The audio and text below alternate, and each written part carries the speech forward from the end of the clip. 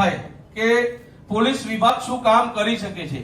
અમારું ગામ માણસા તાલુકાનું અમરપુરા ખરણા કે મહાકાળી માતાજીનું મંદિર સમગ્ર જિલ્લામાં સાહેબ બહુ નામના ધરાવે છે અને આ મહાકાળી માતાજીના મંદિરમાં સાહેબ 8 તારીખે રાત્રે કેટલાક અજાણ્યા તસ્કરો ત્રાટક્યા અને માતાજીના આભૂષણો, માતાજીનો ચાંદીનો ગરબો અને મળીને 11,78,000 જેટલી રકમ આ લોકો ચોરી કરીને ગયા।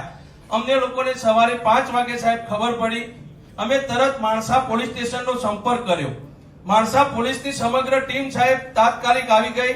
ત્યાર પછી અમે એસપી સાહેબને ફોન કર્યો કે સાહેબ આપને મળવું છે આ ચોરીના બાબતમાં। તો સાહેબે કીધું કે હું અમરપુરા જ આવું છું અને એલસીબી સાથે સમગ્ર ટીમ લઈને સાહેબ આવે અમરપુરા। ડોગ સ્ક્વોડ આવી, એફએસએલ ના માણસો આવ્યા અને સાહેબ મેં જાતે જોયું છે।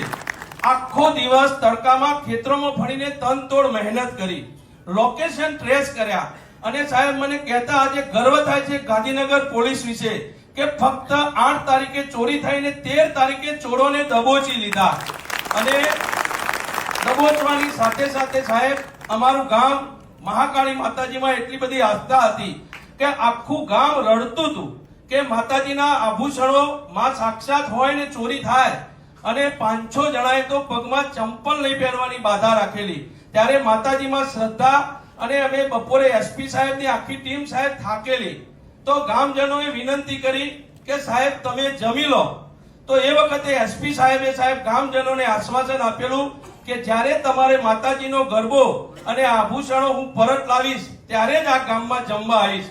અને ટૂંક સમયની અંદર સાહેબ અમારા તમામ આભૂષણો, ગરબો અને બધી જ વસ્તુ વાસ્તે ગાસ્તે અમે 28 તારીખે અમરપુરા ગામમાં સાહેબ કોર્ટમાંથી છોડાવી ડીજે સાથે અમે આખા ગામમાં 2000 માણસનો જમણવાર કરી અને સામયું કર્યું અને ગાંધીનગર પોલીસનું ભવ્ય અમે સાહેબ સ્વાગત કર્યું। આજે અમને ગર્વ છે સાહેબ અને આ ગર્વ એટલા માટે છે સાહેબ કે આટલા ટૂંકા ગાળામાં ગાંધીનગર જિલ્લાની જે પોલીસે કામ કર્યું છે તો લોકોને કેટલી શ્રદ્ધા વધી ગઈ સાહેબ, લોકોનો વિશ્વાસ ડબલ થઈ ગયો।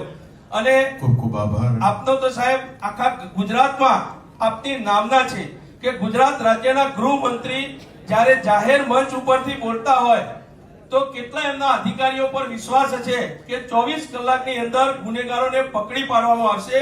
એ આ અધિકારીઓ પર વિશ્વાસ છે આપણા ગૃહમંત્રી સાહેબનો। ફરીથી ગાંધીનગર પોલીસનો ખૂબ ખૂબ આભાર। સમજીએ છીએ।